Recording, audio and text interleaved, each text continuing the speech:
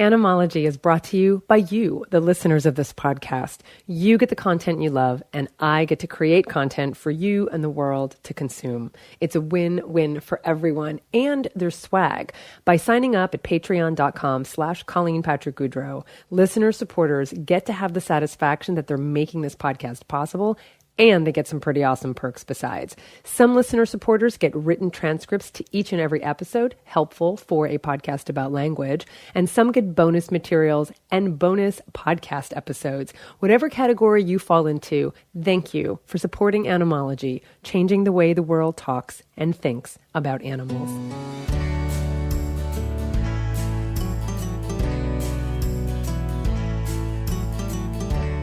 Today's episode is Zodiac, a circle of little animals, literally. In this episode, we're going to the stars to examine the 12 constellations featured in the Western Zodiac, all of which contain the pitter-patter of little hooves, little fins, and little feet. Grab some tea, sit back, and enjoy. Welcome to Animology, everyone, a podcast about language, the animal-related words and expressions we use every day, and how they shape and reflect our relationship with animals. I'm Colleen Patrick-Goudreau, lover of words, lover of animals. As always, you can find out more about my work, my books, my Food for Thought podcast, and more at ColleenPatrickGoudreau.com, or just go straight to animologypodcast.com to leave your comments and questions about our episodes. You can also subscribe to this podcast at iTunes or Stitcher or wherever you listen to podcasts. And please share this podcast and leave a review. It's one of the best things you can do to help others find Animology. Thank you. It's said that of the 88 constellations officially recognized by Western astronomy, 40 of them are named after animals, 43 if you count the mythical animals. We're going to talk about 12 of them today, the 12 that make up the zodiac from Western astrology, all of which contain animals. You heard me. Each and every one of the 12. The zodiac is a band of the celestial sphere that represents the path of the principal planets, the moon, and the sun. In astrology, this band is divided into 12 equal parts called signs, each bearing the name of a constellation for which it was originally named. The word zodiac comes to English in the late 14th century through the Old French word zodiac, which came from Latin zodiacus, which came from the Greek word zodiakos. The Greek word zodiakos literally means circle of little animals, having as its root the Greek word zoion, which means animal. The word zodiac reflects the prominence of animals, including mythological animals, among the 12 signs. We're going to come back to these 12 animal signs, but first I want to linger a bit on the Greek word zoion, from which we get our English root zoo or zo. It's pronounced differently depending on whether or not the root comes before a vowel. Hundreds of words are built from this root, especially scientific and technical words. Now, quick note about pronunciation. You may have heard me call myself a zoolinguophile, pronouncing Z-O-O as zo, as in toe. Traditionally, that's how the first syllable of zoology has been pronounced. However, over time, most likely due to the familiarity of the word zoo, which is simply a shortened form of zoological garden, the pronunciation of the first syllable as zoo, as in shoe, is also commonly heard.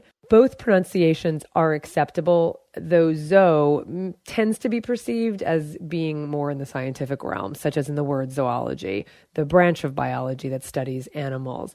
It comes to English via Latin zoologia, which comes from Greek zo, meaning animal, plus Greek ology, meaning a branch of learning, zoology. Now, as I said, the word zoo, which is an institution in which animals are confined and exhibited for human entertainment, is a shortening of zoological garden, first named after the gardens of the London Zoological Society situated in Regent's Park in London. Today, it's just called the London Zoo, in which over 17,000 animals, many of whom are wild animals, are confined, caged, and exhibited. Now, I talk more about words built from zo in another episode, but I want to take a closer look at that Greek word zoion, which literally meant animal, a living being. whose roots go back even further to the Proto-Indo-European word-forming element gwei, Gwei, which meant to live, life, alive.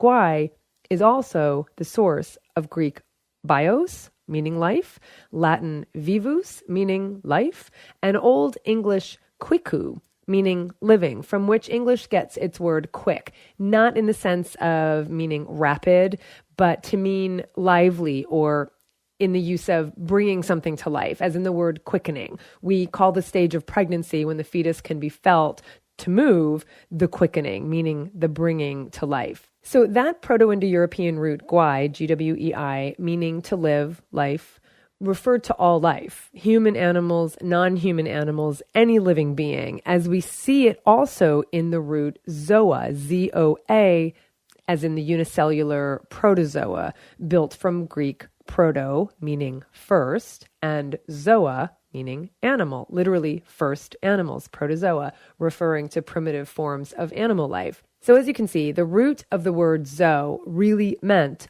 all animals, which brings us back to our zodiac, and why I can confidently say that all 12 signs of the Western zodiac have animals. In ancient Greece, the signs of the zodiac were identified with 12 groups of stars or constellations, which we can see in the night sky at different times during the year. Starting with Aries in the spring and following the year around through summer, autumn, and winter to Pisces, the 12 signs tell a story of how each group of stars found its way into the heavens.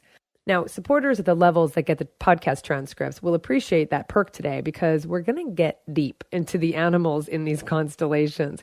If you'd like the podcast transcripts, as well as any bonus materials, just like David Cabrera and Alexander Gray, just like Gwen Mayo and Michael Stone and Jennifer and Ben Ellis, Tim Anderson, Ulrich, Renee Marinkovich, Sylvie Raquel, and Peter Liu, you too can become a patron at patreon.com/Colleen Patrick-Goudreau. So thanks everybody for your support, and you can go and get your PDF transcript of this episode, because we're about to go deep. We're about to go deep. So let's start with Aries. March 21st to April 20th is the first sign of the zodiac, and it marks the beginning of spring and the start of a new cycle of life. It's a constellation in the northern hemisphere between Pisces and Taurus, and it's associated with the ram, male goat, Chrysomalos. It's Krysomallos,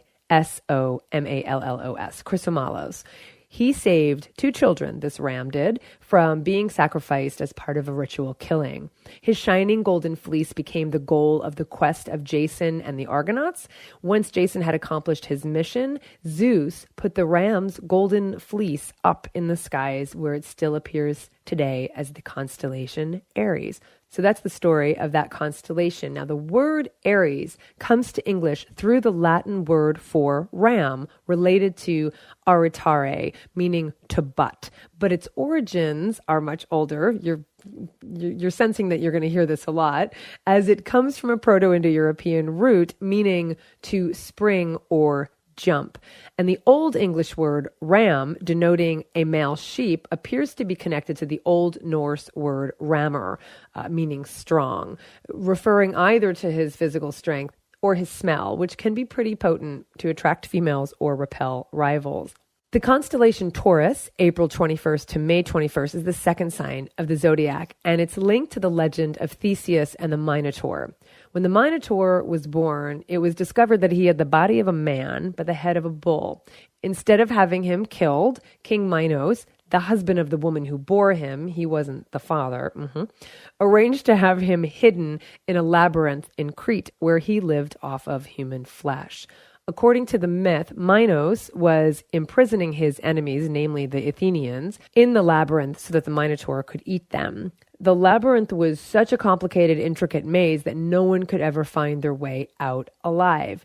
Theseus, a young man from Athens, volunteered to kill the monster and put an end to the human sacrifices. When he arrived in Crete and announced his intentions, Ariadne, the daughter of King Minos, fell in love with him and vowed to help him in his quest. She gave him a thread and told him to unravel it as he penetrated deeper and deeper into the labyrinth so that he could find his way out once he killed the Minotaur. I don't know why he couldn't figure that out himself. Go Ariadne for giving him such sound advice.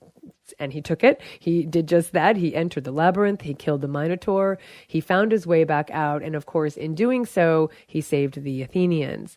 Tauros, the Greek word for bull, is of course how we get the name of the constellation Taurus. Tauros, too, is from Proto-Indo-European tauro, meaning bull, from a root which meant stout, standing, strong.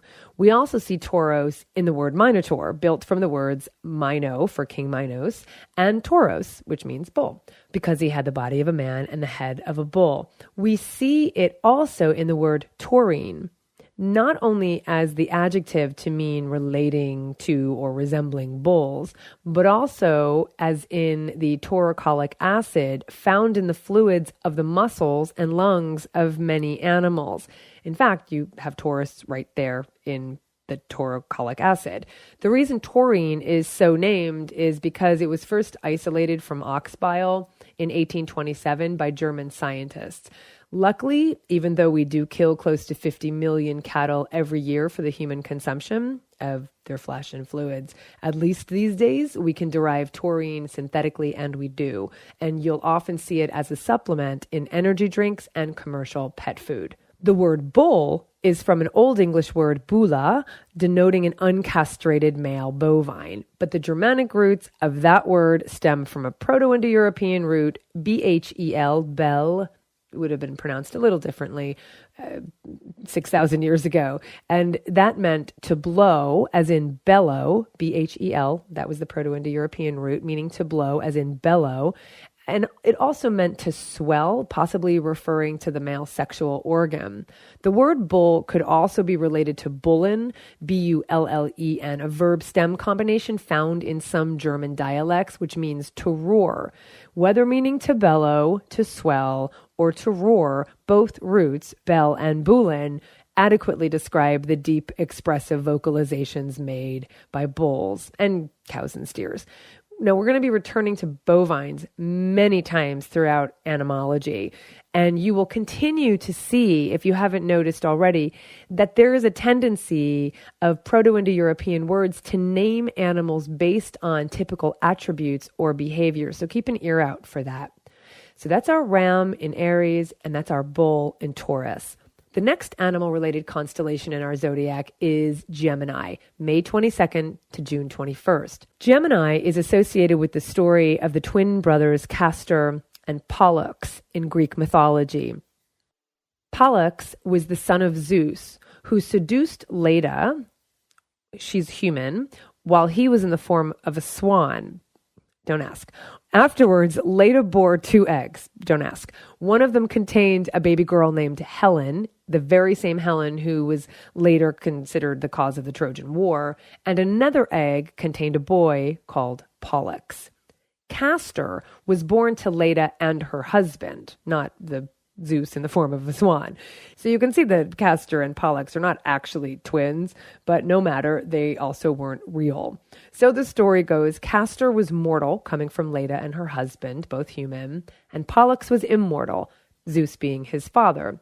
So when Castor died, Pollux begged his father Zeus to give Castor immortality, which Zeus did by uniting the twin boys together in the heavens. And there they are, the third animal in our zodiac, human animals in their case. But remember, the Zo in zodiac originally referred to all animals, human and non-human. And while that's true, I think it's also fair to say that we've got quite a few non-human animals in our Gemini constellation story. After all, Pollux was conceived by a swan and hatched from an egg, but also because animals were related to Castor's death. Pollux and Castor were involved in cattle raiding, stealing cattle who didn't belong to them. And during a dispute over the division of spoils, the cattle, with their cousins, Castor was killed. And here it gets even more animal relevant. You know what the word castor means in Greek? It means beaver. Castor is the Greek name for the beaver. And so taxonomically speaking, beavers belong to the genus Castor, C-A-S-T-O-R. But we also have Castor in the English language.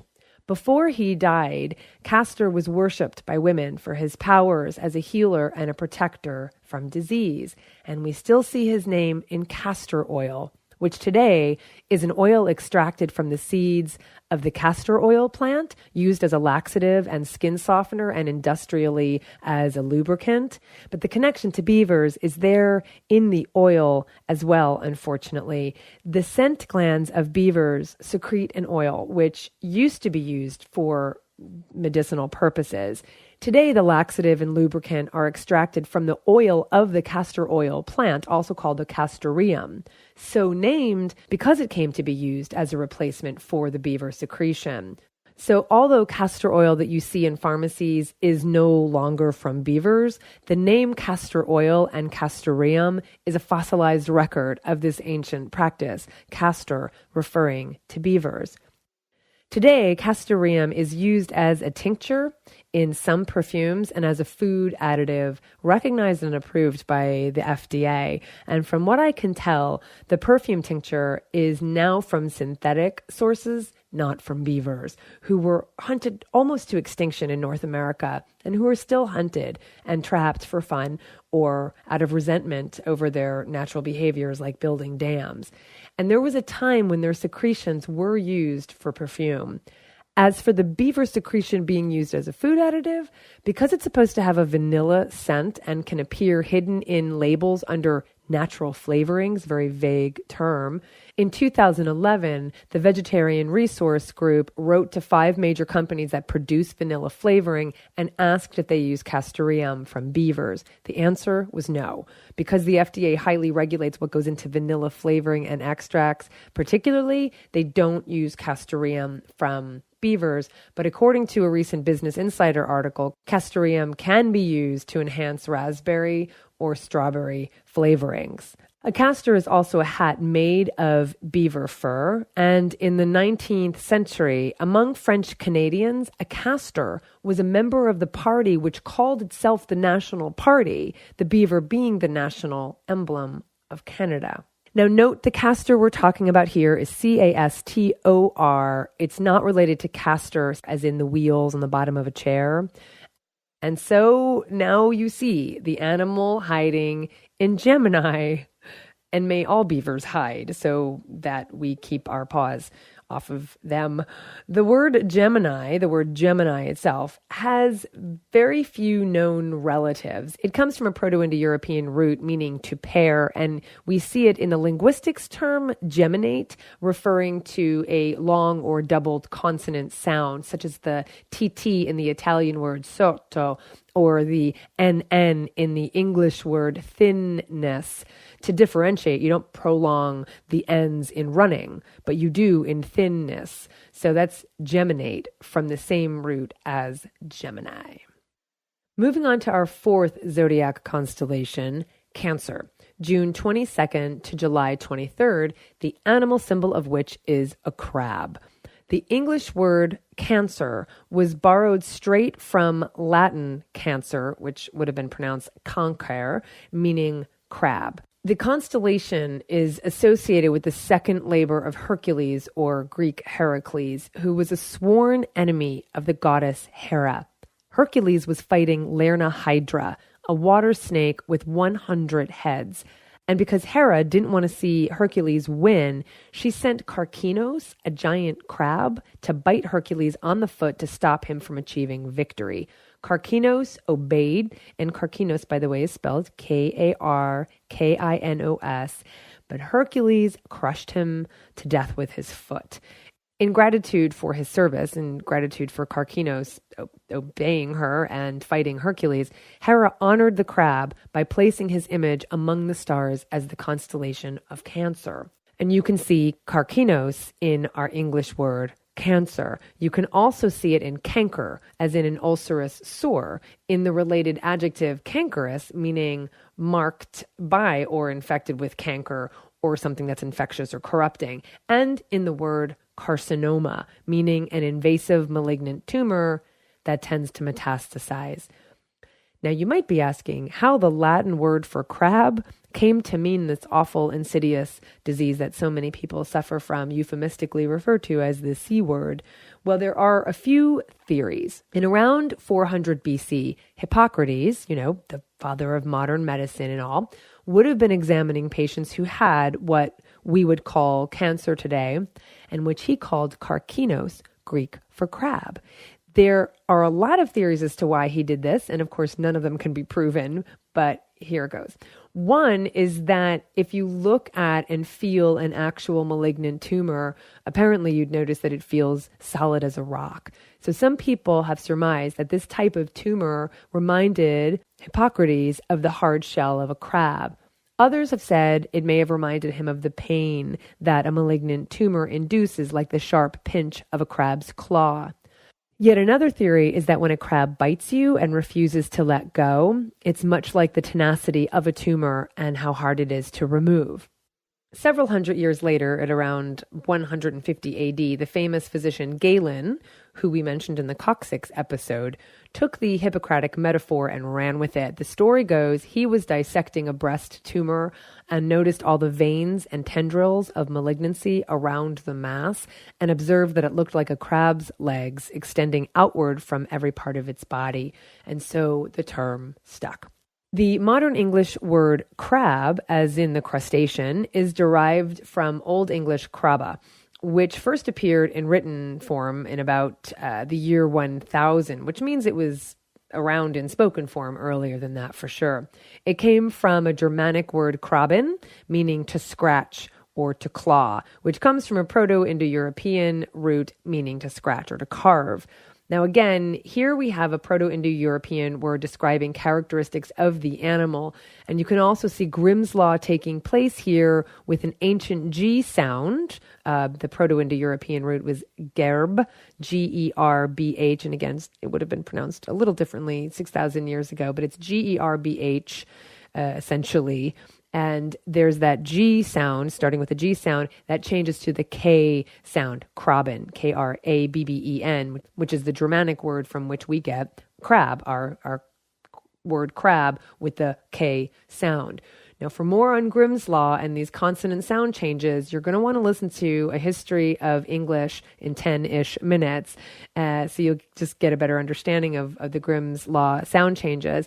Also, because so many words come from that same Proto-Indo-European root, gerb, I have created a PDF of all of those words that come from that Proto-Indo-European root. So if you're a supporter at the level who receives bonus material, then be sure to log into your Patreon account to view and download it. It's utterly fascinating.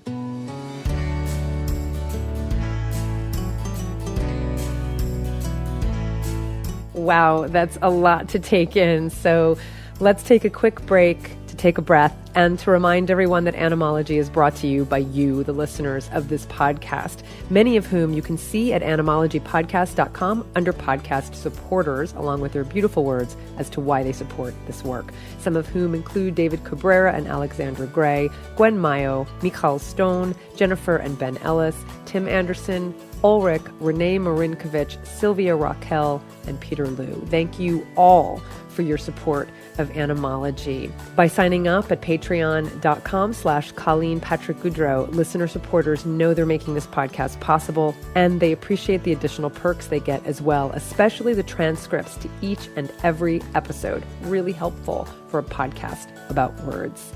Thank you for valuing Animology. You are much valued in return. Okay, let's move on to our fifth constellation in the Zodiac, and that's Leo, July 24th to August 23rd.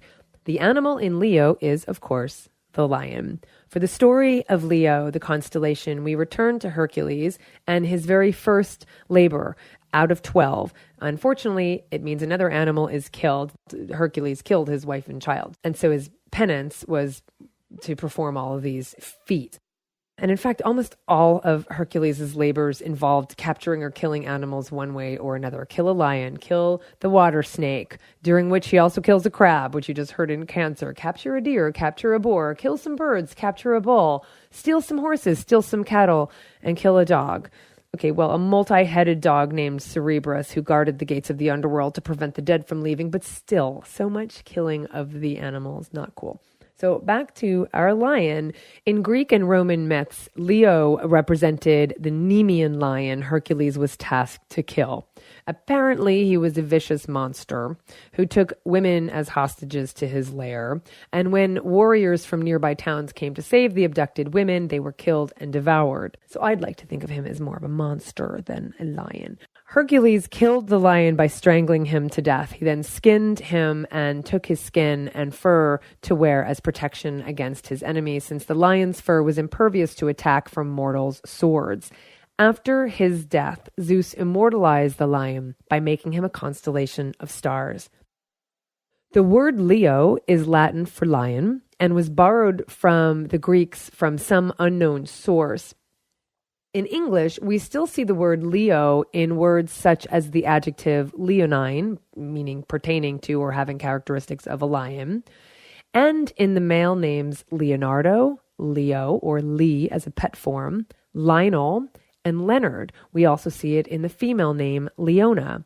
We see it in the words leopard and leopardess. We see it in the West African country name Sierra Leone, which literally means lion mountains, and possibly in the word Leandro, as in San Leandro, a town just south of me here in Northern California. The name Leander, the name of one of the protagonists in the story of Hero and Leander in Greek mythology, is also an English surname, and it's possibly related to the word Leandro. And finally, Leo might even be in the word leotard, not because lions have anything to do with leotards per se, but because the leotard was named after a famous French aerialist, Jules Léotard, who popularized this stretchy garment that is now worn by dancers and gymnasts the world over. His name, Léotard, is most likely derived from Leo for lion. The word lion comes to English from Old French lion. The Latin word is somehow related to Greek leon, leontos, which appears in the name of the Spartan king Leonidas, literally meaning lion's son. Leonidas, you may recall, died at Thermopylae, which is the site of the famous battle between the Spartans and the Persians in 480 BC, during which the Spartan army of about 7,000, including the famous 300, held off a much larger Persian force of between 100,000 and 150,000 men for 3 days until they were finally overtaken. This Greek word leon was most likely adopted from some foreign language, but the exact origins are unknown. Our sixth constellation is Virgo, August 24th to September 23rd, which is named for the Latin word for virgin or maiden, which is associated with a lot of different stories depending on which mythology you look at. In Greek and Roman mythology, the stories tend to be about Demeter, the mother of Persephone and the goddess of the harvest. There's not a lot here about animals other than the human animals in the form of virgins. And of course, the word virgin also has the meanings of being unaltered or untouched by human activities or happening for the first time or something that's unprocessed or refined. The word virgin comes to English by way of the word virgin from both Anglo-Norman and Old French, which came from Latin Virgo, again, meaning maiden. And we see virgin, of course, in the name Virginia. Our seventh constellation of the zodiac is Libra, September 24th to October 23rd, which appears not to have an animal, or does it? The symbol for Libra, remember, is the golden scales representing justice, equality, and balance. But there's more to the story than that. It also represents the claws.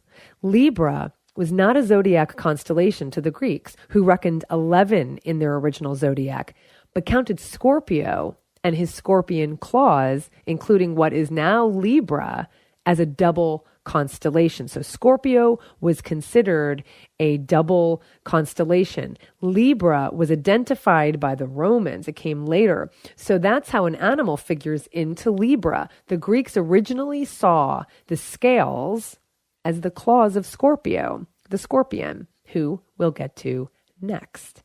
Just to finish up, the word Libra is from late Old English, derived from Latin libra, meaning a balance or a pair of scales. Also, it meant pound, as in a unit of weight. From Proto-Italic lithra, for pound. We see it in such English words as level, deliberate, equilibrium, leader, Liter, and in the word lira for an Italian monetary unit, and in livre, a former French monetary unit, both of which are related to the weight of the coins. From the scorpion claws to the actual scorpion in Scorpio, October 24th to November 22nd. I think that's what my husband is. The 8th constellation in the zodiac associated with Scorpios or Scorpius, a giant scorpion sent by the earth goddess Gaia to kill the giant hunter Orion for threatening to kill all the animals on Earth. Seems we have some retribution from the animals here. Where's Hercules? He needs some comeuppance for all the animals he killed.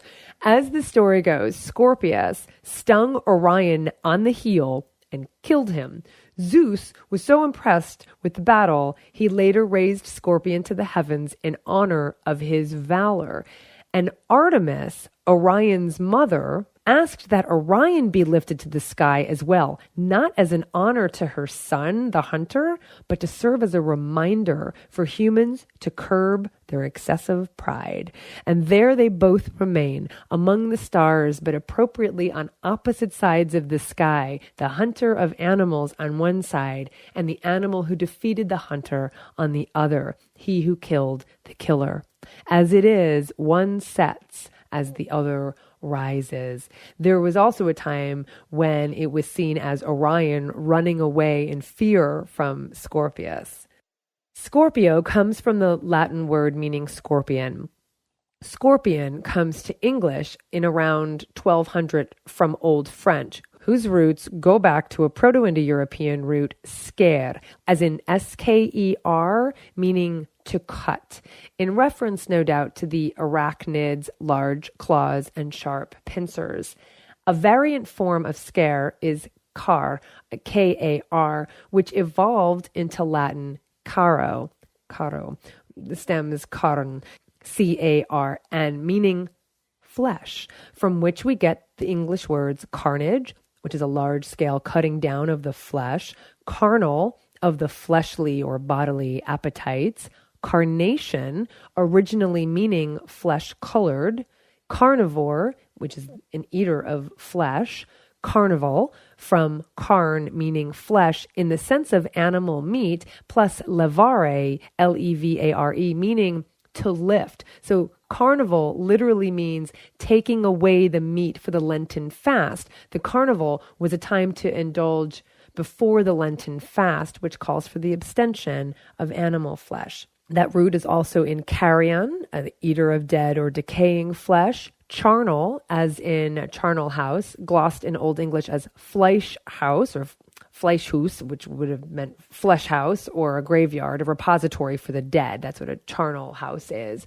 You see it also in crone, which is a term of abuse for an old woman whose flesh is old.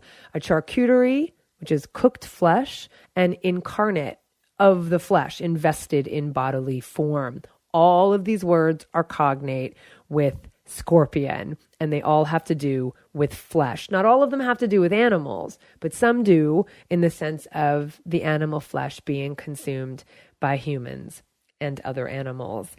Next, we have the constellation Sagittarius, November 23rd to December 21st, depicted by a creature called a centaur, pulling back a bow. A centaur has the body and head of a man and the hindquarters of a horse. I should warn you, Hercules is not far off, and you know what happens to animals or even half animals when he is nearby. In this case, however, at least it was an accident. The centaur we see in the sky is Chiron, the most famous, oldest, and wisest of the centaurs, and very strong. As the story goes, Hercules was returning home after killing the boar he was tasked to kill as one of his labors. He had a violent encounter with some drunken centaurs and accidentally shot Chiron with one of his poisonous arrows. Chiron, also called Sagittarius in some stories, was semi-divine. He was the son of Poseidon, god of the sea, so he didn't die, but he suffered excruciating pain due to the poison. Zeus took pity on the centaur and permitted him to give up his divine status and allowed him to die to relieve him of his suffering. Sagittarius is a late Old English word from Latin, literally meaning archer, from Latin sagitta, meaning arrow. The only other English word from Sagitta is Sagittarius, the genus of a sub-Saharan African bird, also called the secretary bird, possibly in reference to their crest of feathers, which may have reminded 18th century observers of legal secretaries who stuck their quills into their wigs when not writing with them. Who knows? Speaking of bird quills, however, and feathers, we will be covering them in a number of upcoming episodes in Animology. Moving right along, next we have Capricorn, December 22nd to January 20th, a constellation represented by another half-human animal, half-non-human animal, Capricornus, a sea god with the head and most of the body of a goat and the tail of a fish. The story of Capricorn is associated with the birth of Zeus. As the story goes, once Rhea gave birth to Zeus, she was afraid that her husband Kronos would eat her child, as he had done with previous ones, so she hid him in a cave in Crete, where he was nursed by a goat named Amalthea. When Zeus later became the god of all the universe, he wanted to honor his goat mother, so he took one of her horns and turned it into the horn of plenty, or cornucopia, which is always filled with delicious food and drink and is never empty. And we now associate cornucopia with the gifts of the harvest season at Thanksgiving time. Later, he set her among the rest of the stars as the constellation Capricorn, whose name literally means goat horned, from Latin caper, meaning goat, and Latin cornu, meaning horn. Now, both words, you may not be surprised to hear, have much older origins, both having Proto-Indo-European roots. Caper goes back thousands of years to Proto-Indo-European capro, meaning he-goat or buck, and cornu, C-O-R-N-U, goes back thousands of years to the Proto-Indo-European roots care, K-E-R, and corn, K-O-R-N, meaning horn or head or uppermost part of the body, with many derivatives referring to horned animals and horn-shaped objects, as we see with the word cornucopia, meaning literally horn that overflows, plus copia, coming from the Latin copiosus, meaning, of course, our English word copious. We also see it in many words related to animals, including unicorn, which is a mythical horse with a single horn protruding from his head, rhinoceros, nose horned, which is ceros, horn, plus Greek rhinos, meaning nose. That's what rhinoceros means. Triceratops, meaning three-horned, and reindeer. But where's the care, K-E-R, in reindeer, you ask? I think you're asking. I asked, and it's a good question. The reason reindeer qualifies as a word from this Proto-Indo-European root care, K-E-R, is thusly. I just want to say that I'm going to be coming back to deer and animal, and this is what's important. At one time in English, the word deer referred to any wild animal in general, not just the ruminants who are members of the Cervidae family. Cervidae, C-E-R-V-I-D-A-E, comes from the Latin word cervus, or cervus is how it would have been pronounced, which meant deer. Do you see the Proto-Indo-European root K-E-R, right, in C-E-R-V-U-S, meaning horned? Of course, there were sound changes that took place, so we don't use the hard K sound anymore for that word and for the words that came from it. But now you can see that Proto-Indo-European root meaning horned. That's how the word deer is connected with those other horned animals, with Triceratops and rhinoceros. A male member of the Cervidae family was called a hart or hert from Old English, whose Proto-Indo-European root care for horn signifies one of this animal's defining features, of course. Now, even though technically today we know they're not horns, but they're antlers, that is the word that would have been used to denote those grand, amazing protrusions from their heads. Fittingly, hart's Old English female counterpart, hind, you've heard of hart and hind, derives from the Proto-Indo-European root chem, which meant hornless. Heart faded as deer, meaning wild animal in general, narrowed to signify a member of the Cervidae family. So that's why we don't use the word heart anymore. Deer came to refer specifically to the member of the Cervidae family, but that's why reindeer and deer technically have care in their word history, as do heart and hind. All that's to say, that's our corn, that's our horn in Capricorn.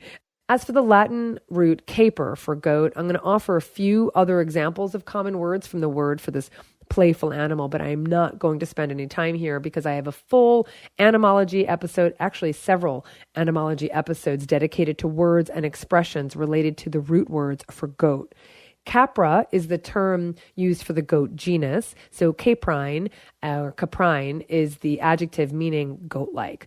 The verb caper, not the noun referring to the Mediterranean shrub and flower like the caper or the pickled capers we eat. That's not the same caper. The verb caper referring to goat means to leap or hop playfully like a goat. And we have chevron, an inverted V-shape pattern that you would have seen denoting rank on a uniform, or the inverted V shape of a roof of a house. You can imagine both of these looking like the horns of a goat. And we'll discuss the words cabriolet and cab and caprice and capricious and more in another episode about goats. Finally, to wrap up our animal words related to the constellation Capricorn, the English word for goat denoted only the females of the genus Capra. Male goats were called bucks. Hence, we see the terms he-goat and she-goat appear at the end of the 14th century and eventually billy goat and nanny goat, which we still use today, as a way to distinguish between the two sexes, because originally goat just meant the female. I talk more about the words and expressions and proverbs that come from the word goat and kid and buck in a separate etymology episode. There is that much to say, but let's wrap up the last two animal-related constellations. Our 11th is Aquarius, January 21st to February 19th, one of the oldest recognized constellations, the symbol for which is a man pouring water out of a jug. The man is believed to be Ganymede, though there are a few different theories as to who this person represents, and his story involves animals. In Greek mythology, Ganymede was a beautiful young sheep herder who was tending his herd when he was kidnapped by an eagle, Aquila, who was sent by Zeus to bring him to Mount Olympus to become his cup-bearer. Zeus had fallen in love with Ganymede and wanted him for himself. In compensation to Ganymede's father for stealing his son, Zeus sent him some horses, and as the cup-bearer of the gods and a favorite of Zeus, Ganymede was placed among the stars, forever pouring nectar from a jug. The English word Aquarius is a direct borrowing from Latin that literally translates to water carrier, water aqua carrier. Some versions of the myth indicate that Aquila was Zeus who had transformed himself into an eagle to transport Ganymede to Mount Olympus. Either way, Aquila or Aquila is a fitting name for an eagle because Aquila is Latin for eagle. And we still see it in our word aquiline, meaning curved like an eagle's beak, often in reference to the shape of someone's nose. And finally, we have Pisces, February 20th to March 20th, which is the constellation under which I was born, my birthday being March 8th. The symbol of Pisces is two fish swimming in different directions, and it's associated with Aphrodite, the goddess of love and beauty, and Eros, the god of love. So the story goes, they escaped from the terrifying monster Typhon by jumping into the sea and transforming themselves into fish. So that they would not lose each other, they tied themselves together. And when Typhon was eventually defeated, Aphrodite, in gratitude to the fish who had loaned their form to her and to Eros when they were in danger, put up their image in the night sky. And Pisces became the last constellation of the Greek Zodiac. The word Pisces is from late Old English and a direct borrowing from the Latin piscus. Again, it would be pronounced pisces, meaning a fish. We see this root in Only a couple English words, such as piscine, the adjective meaning characteristics pertaining to a fish, and you may be surprised in the etymology of porpoise, which translates literally to fish pig, from Latin porcus, meaning pig, and Latin piscus, meaning fish. It came to English from Anglo-Norman, which would have developed it from Old French, which may have been inspired by a similar name for this animal in Latin, Porculus marinus, meaning literally sea pig, possibly in light of the resemblance to the snout of a pig. In fact, prior to English adopting porpoise from the Anglo-Normans, the Anglo-Saxons already had a word for this animal, and that was meerswine, meereswine, most likely coming direct from a Germanic language, literally meaning sea swine, meerswine, or sea hog.